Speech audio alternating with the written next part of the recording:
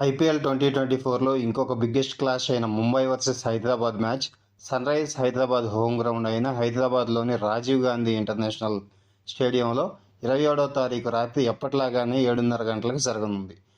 మనం ఈ రెండు టీమ్స్కి సంబంధించిన హెడ్ టు హెడ్స్ రిపోర్ట్ చూసుకుంటే రీసెంట్గా ఎంఐ వర్సెస్ ఎస్ఆర్హెచ్ 10 సార్లు తలపడగా ఇందులో ముంబై 6 సార్లు గెలిచింది, 4 సార్లు సన్ రైజర్స్ హైదరాబాద్ గెలిచింది.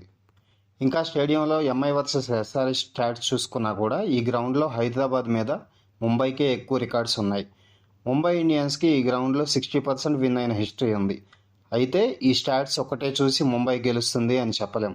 అసలే ఎస్ఆర్హెచ్ కేకేఆర్ మీద జస్ట్ 4 రన్స్తో ఓడిపోయి దెబ్బతిన్న పులిలా వెయిట్ చేస్తుంది.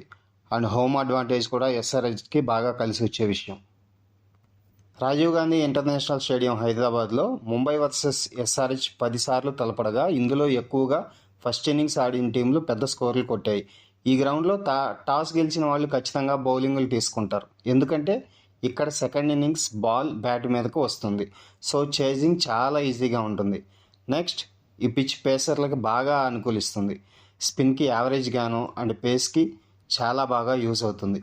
రీసెంట్ టైమ్స్లో జరిగిన 10 మ్యాచ్ల్లో 66 పేస్కి అండ్ 45 స్పిన్కి వికెట్లు పడ్డాయి. And main thing, Hyderabad ground ఒక రన్స్ ప్యారడైజ్. మొదట్లో వికెట్స్ పడ్డా కూడా తర్వాత బ్యాట్స్మెన్ బాల్ని కొడితే బాల్ వెళ్ళి గ్రౌండ్ పక్కనే ఉన్న తుప్పల్లో పడడం ఖాయం. Next, impact player rule.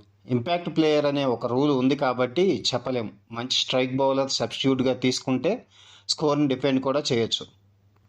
ఇంకా ముంబై అండ్ హైదరాబాద్ టీమ్స్ బలాలు బలహీనతల గురించి మాట్లాడుకుందాం. ఈ రెండు టీమ్స్ ఇప్పుడున్న సీజన్లో బ్యాటింగ్ లైనప్ చాలా బాగున్నాయి.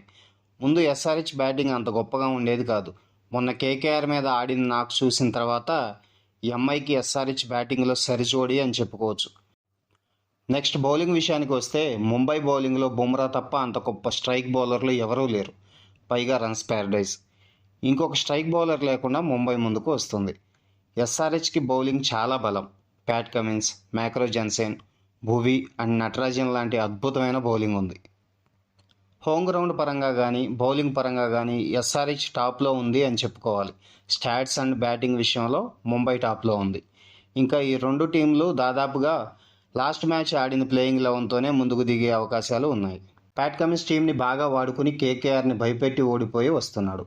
ఇంకా హార్దిక్ పాండ్యా టీంని సరిగ్గా వాడుకోక బ్యాటింగ్ లైనప్స్లో మార్పులు చేసి గెలిచే మ్యాచ్ కూడా ఓడిపోయి వస్తున్నాడు.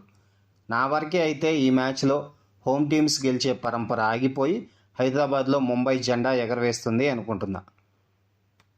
వీడియో నచ్చితే సబ్స్క్రైబ్ అండ్ లైక్ చేసి సపోర్ట్ చేయండి. Thanks for watching. జై హింద్.